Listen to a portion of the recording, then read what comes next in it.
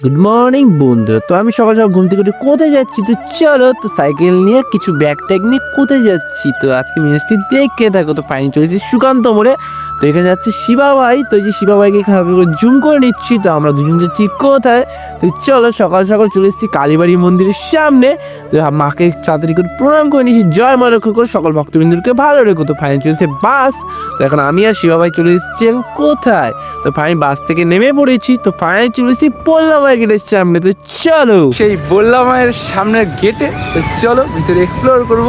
তো হাঁটা যাওয়া পথে দেখতে পাচ্ছি যে ছোট ছোট দোকান দিবে বলে খুবই সুন্দর সুন্দর করে প্যান্ডেল করা হচ্ছে। এখন দাদারা জায়গা জায়গা দেখছে। এখানে বললাম এখানে কিছুদিন পর পুজো।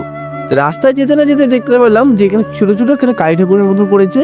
এখন খুবই সুন্দর লাগছে দেখে নিয়ে আমার খুবই ভালো লাগলো। তো ফাইনালি চলেছি মন্দিরে, বললাম এর মন্দিরের সামনে। খুবই সুন্দর লাগলো, এতগুলো গাড়ি পূজা দেবে মানে কি বলবো। এখানে আমি আছি, খুবই সুন্দর লাগছে মানে কি বলবো। এখানে লেখা আছে জয় মা বললাম, ভালো রেখো সুস্থ রেখো মা। তো দেখতে দেখতে সঞ্জয়দার সাথে ফাইনালি দেখা হয়ে গেল। তো সঞ্জয়দা এখানে ফুলের কাজ পেয়েছি, খুবই সুন্দর লাগছে। কাজের হাউস থেকে ফুলের কাজ পেয়েছে, বিশাল ব্যাপার। তো এখানে দেখতে দেখতে ঘাটে এখানে চলে এসেছি। তো এখানে একটু দেখে নিচ্ছি ঘাটটা খুবই সুন্দর করে। এখানে হাতটাতে একটু ধুয়ে নিচ্ছি। তো চল এখানে শিবা ভাই আছে, এখানে আমি আছি। তো খুবই সুন্দর করে হাতটা ধুয়ে নিলাম। দুজনের তো এখন ভক্তক নিয়ে আমি রেডি। তো এখন মায়ের সামনে চলে যাবো। সুন্দর আছে, এত ভক্ত কিন্তু দেখে না মন পুরো জুড়ে গেল গুরু।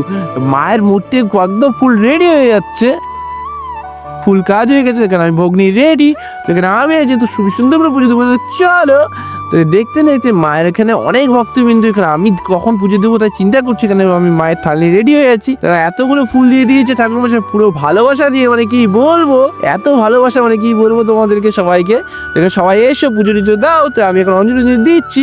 তো এখন সব দাদারা সবাই অঞ্জলি দিচ্ছে, খুবই ভালো লাগলো। তো এখন তো আমাকে এই দাদা আমাকে খুবই সুন্দর করে এখন নাম গোত্র দিয়ে খুবই সুন্দর করে ভোগটা দিয়ে দিচ্ছি।